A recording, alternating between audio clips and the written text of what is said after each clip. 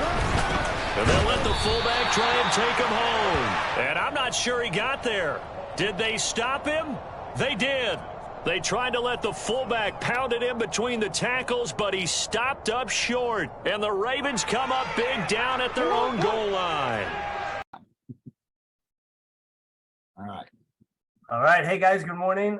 This is Phil from GOI, and we're back here with show number 2. John and Phil back with do we have an official title yet, John, for the show, or it's the show without a title? Show without a title still, but show number 2, and we're going to hit on some injury highlights here as we lead off down through into the playoff kind of contention in the stretch. We're going to talk about some division leaders, whether we think they're going to hold on to their spot or not, and we got some interesting notes on statistics as well. So hopefully you're winning. If not, well, maybe it's time to think about what you're going to do for next season and make some changes. So, John, what injury updates do you got for us? Sure. All right. Well, turn it to the injury news here. So actually, it's not too bad out in the league. Most of it is just some training, the practice injuries 1 week here or there. Couple notable people though. Rashawn Gary is actually one of the league's top sack leaders. But I don't think he's going to be that way much longer because he's out 4 weeks with an elbow injury. So Connor's going to have to figure something out there. Titans still waiting for OBJ to come back with his torn labrum, a couple more weeks out. Chase Young, no matter what league he's in, he's hurt. So he's out for 3 more weeks with an ankle. And whatever you do, you do not want to be a captain for San Francisco. Man, Trent Williams, Nick Bosa, Eric Armstead, all these guys are out multi-weeks. They're all captains. So if you play against San Francisco, run outside because they don't have a healthy end in the building. So, all right. Well, that kind of wraps up the highlights for the injuries for the week. Hey, and they did get a win in San Francisco this week. So that's great news for Darnell and the team there. They're still able to put something together or some sort of product out on the field there. So congrats to Darnell. That was his first win of the season since the reboot. Got to be tough in San Francisco already, just starting 2-0 before the reboot and then going 0 for 9 before you grab a win. So let's start in the NFC, and we'll just kind of go through each division. We'll go NFC North first. You got Green Bay sitting at 10-1, the Bears at 7-4. Minnesota Vikings at 5-4, and the Lions at 4-5.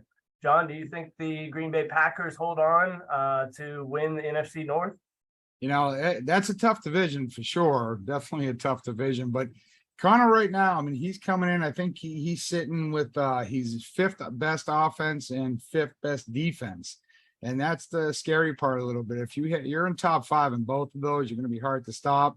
And so far, he has been hard to stop. I mean, he's got some great competitors. Denzel's in there. John's got a bunch of statistical leaders, but just not showing up on the win column just yet. But he's dangerous. But yeah, I think Connor's going to keep this one. I think he's going to stay on top.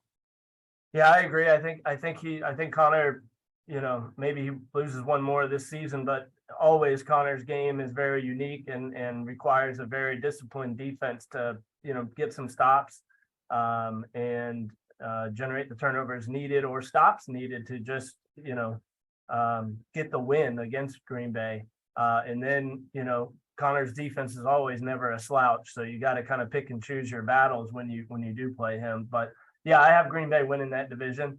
NFC South, you got Tampa Bay leading it with 8-2, the Saints sitting in second at 7-4, the Panthers at 5-6, and the Falcons at 3-8. Bucks end up winning that? I mean, he'd have to be the odds-on favorite. He's got more Super Bowl trophies than Brady and Belichick put together, just about. So he looks tough, but look at Kobe is sitting there right behind him. And if there's anybody in the league that would want to unseat Ray, it would have to be Kobe, right? So, I mean, he would want to take him out, but history tells us that won't happen. So I got to stay with the Bucks there. So. Yeah, it's easily the Bucks here. I mean, you can talk about the will to win, but the Saints just can't ever seem to get it done when they play, Ray and the Bucks. So the Bucks have already beat the Saints once already in a head-to-head game. So the best they could hope for is a split. And then you're hoping Ray falls another 2-3 times, so you can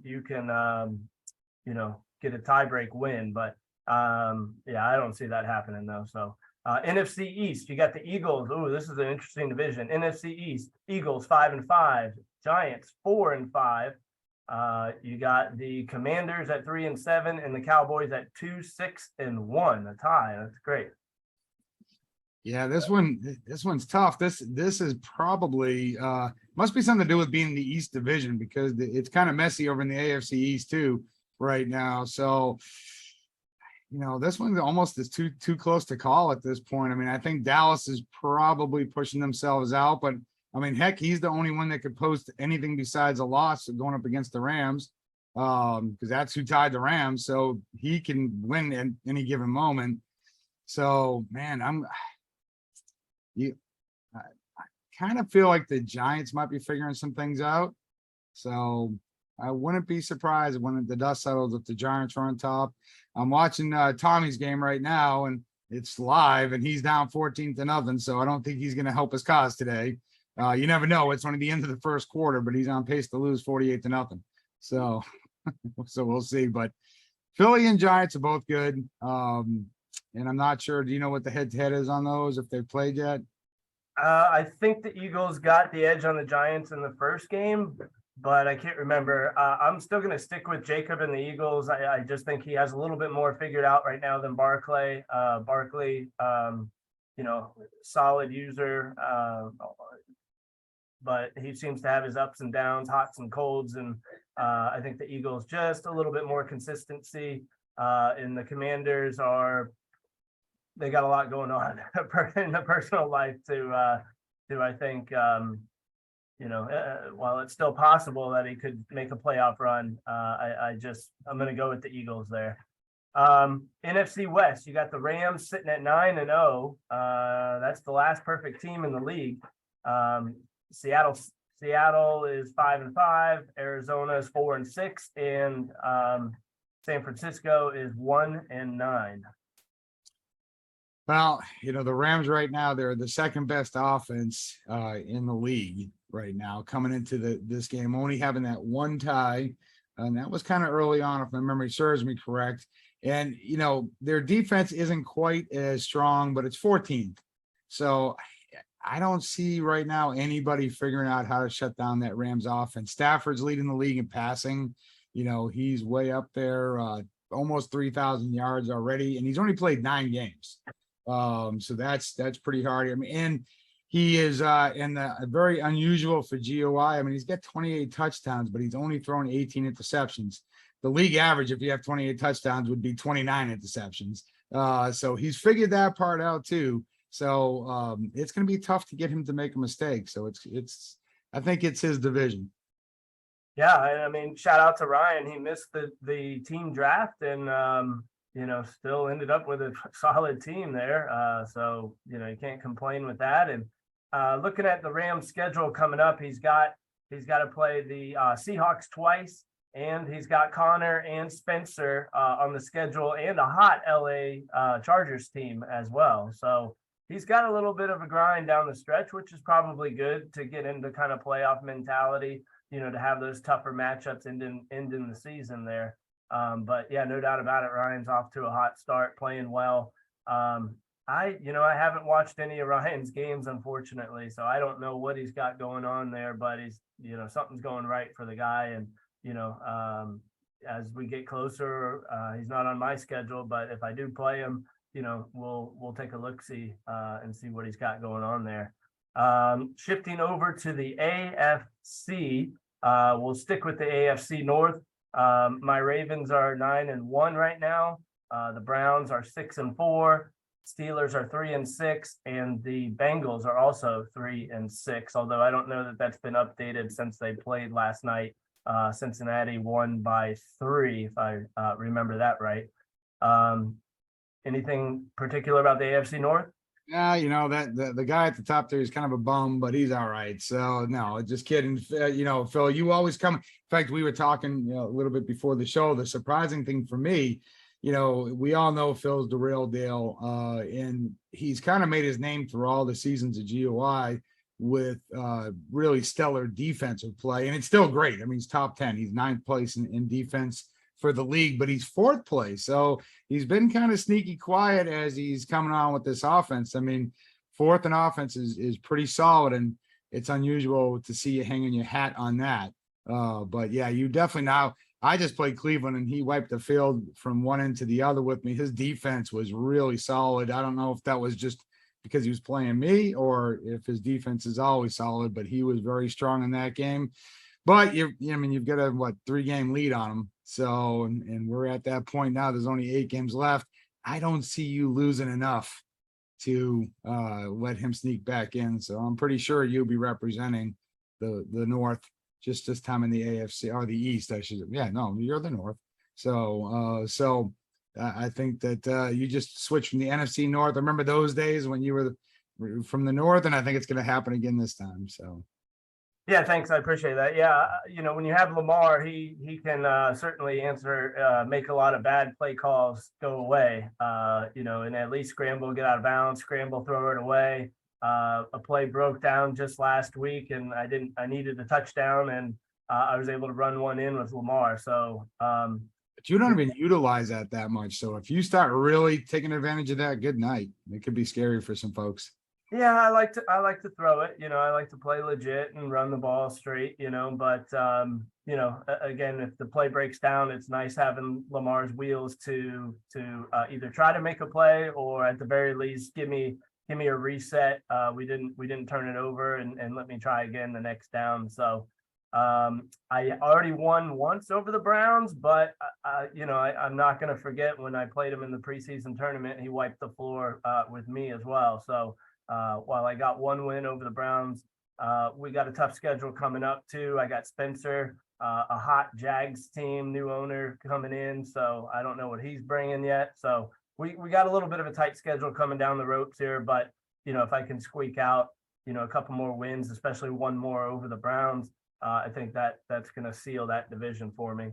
AFC South, you got Peter playing now, seems to be taking control over Tommy there in that game.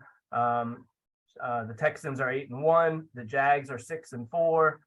You got Dak with the Colts 6-5, and the Titans are 2-8. Well, score update 28-0. 5 minutes left in the second quarter. So feeling like it's going to be a Houston win. That's just a feeling I have. But Peter, or should we just call him safety in the box? Peter plays great. He's a tough competitor. He's been great since we've had him. With Peter, it's kind of more of the same, just like in the last edition. He's 2nd in defense. In fact, I'm kind of shocked somebody's beating him in defense.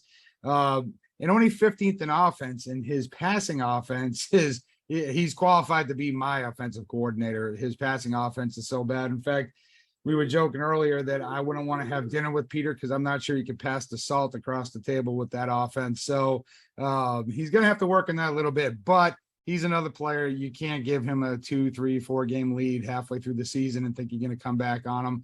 So I'm pretty sure we're going to see the Texans representing the AFC South when this is all said and done. Yeah, I do. Although from what I've seen of the Jags play, he's pretty unique, and he's probably safety in the box junior, if that's what we're going to call Peter, because he likes that little roll down safety blitz to come in on a user hot and grab him. So I see the Texans easily taking care of that division as well. AFC East, this one gets interesting as well. You got the Jets at 6-4, the Patriots at 3-7, the Bills at 3-7, and the Dolphins at 2-8 right now. Go me. I keep saying every week, I'm like, I'm still in this because I'll be honest, I'm not sure what Tom's doing in Buffalo because Tom is a great competitor. He's a great user. And he's just not, I don't think he likes the cold. I don't think he likes the snow. He's used to Florida. So he's not acclimated himself to Buffalo just yet. And hearing that there's quarterback coach problems in Buffalo, that's pretty unusual. When you've got Allen as your quarterback. So Jets, I mean, he's been playing lights out. I gotta give, well, lights out for the AFC East, not anywhere else, but for our group. So yeah, I mean, right now it's his to win, but on any given Sunday, especially New England, they've had some pretty solid games, and then Buffalo, we all know what Tom can do. Tom's been in the playoffs a number of times. So once he gets figured out and starts loving his team a little bit more, I think he will be. But yeah, this is the best division for me to be in, because I may not be mathematically eliminated until like week 15, which would be a record for me. So we're gonna hang tough here. But this one's too tough to call. Jets are on a streak, so I like him. But and he's got a 3-game lead. But you never know with this group here. Yeah, I got lucky. I played Jake early in the year, and I was able to get the win in week 1 against him. I think he's figured a lot more out, and I see him upgrading a little bit with Wilson, using some of his position trait upgrades that he can purchase. So he's got something going on there. God, it's going to be a tough division. You got Bailey sitting there, like you said. Tom is sitting there in the wings. So a slight slip from the Jets, and all of a sudden, here comes Bailey and Tom, and possibly John here down the stretch to make some noise. So, oh goodness, I'll go with the upset here. Bailey's got a trophy next to his name. He always plays me tough.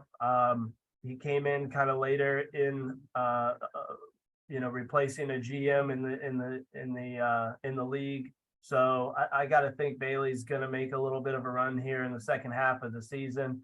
And Jake's just got to keep on winning. But I'm going to go with Bailey. Tom's up and down and just seems to have, like you said, maybe have given up a little bit in Buffalo. But he'll make some noise in the offseason and come back for sure. Somehow Bailey's got Jawan Bentley as the league's tackle leader from the middle linebacker spot, and so much for user friendly. That guy's like an 80 speed. So I have no idea how he's the tackle leader for the entire league with Jawan Bentley. I wish he was like that in the NFL. So good player, but not usually the guy that's all over the field. So. Yeah, Bailey's got a trophy next to his name, so I don't question any decision he has. If that's what he wants to run with and that's what he's got going, I believe in it. So last division here, another tight one, AFC West. You got the Chargers that are hot, 7-3. The Chiefs just lost another one this week. They're sitting at 7-3. The Broncos are 5-5, and the Raiders are 1-9. This is going to be a tight one as well. What do you think? Well, I'll tell you, the Chargers have, we something I was thinking about earlier. The Chargers have one of our top defenses in the league, and 7-3 is definitely not a bad record. But you can see that, even having he's either 1 or 2 in defense, and still he has 3 losses. You really in our league, you have to come on both sides of the ball. You just can't be super dominant on one. But he's playing strong. Chiefs are playing well as well. In fact, I think they have some of our leaders. The Chiefs are actually Marcus Davenport's tearing up the field. He has a ton of sacks. He's tied with Aaron Donald for the most sacks so far with 11. So they look pretty strong. Yikes. That one there, that's another one that's really tough to call. I mean, I think Vegas is out. Emmanuel is joining my club. At least for this season, which is kind of a surprise. And Denver's still in it though. So yikes. In Denver, he's been really quiet. But Spencer, I mean, he's been a former, in previous league Super Bowl winner. He can win too. I don't remember what the record was when he took over that club, but I'd be willing to bet you all 3 of those guys, since Spencer's been back, probably have the same record since he's been back. So the Chargers slip, the Chiefs slip, Denver will pounce. I really do. So that would be my upset. My upset is that I think he's only said 3 words in chat, but Spencer will end up winning that division if the other 2 guys aren't really on top of their game. I'm going to go with a hold. I'm going to say the Chargers hold on. The Chiefs have Denver, Texans, and the Rams still to play. So they got 3 really, really, really tough games. The Chargers do not have the Texans to finish up the season. They got Denver one more time. I mean, I love Spencer. I think he can do it. I think he's just kind of reorganizing himself into Madden again.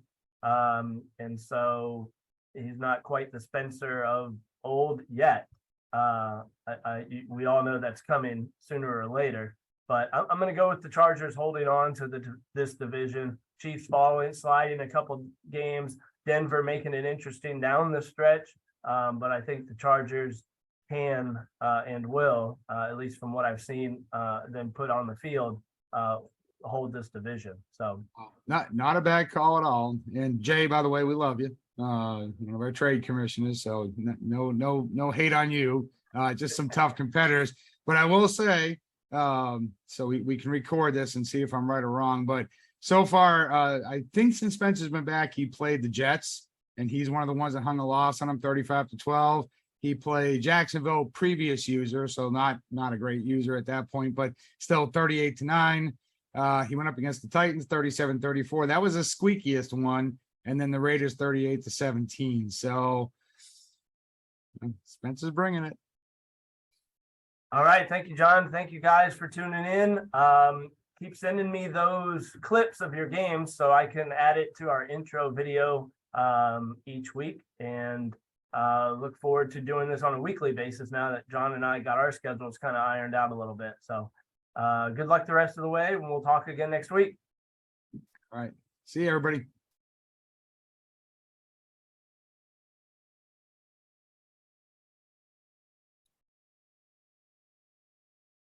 Yeah.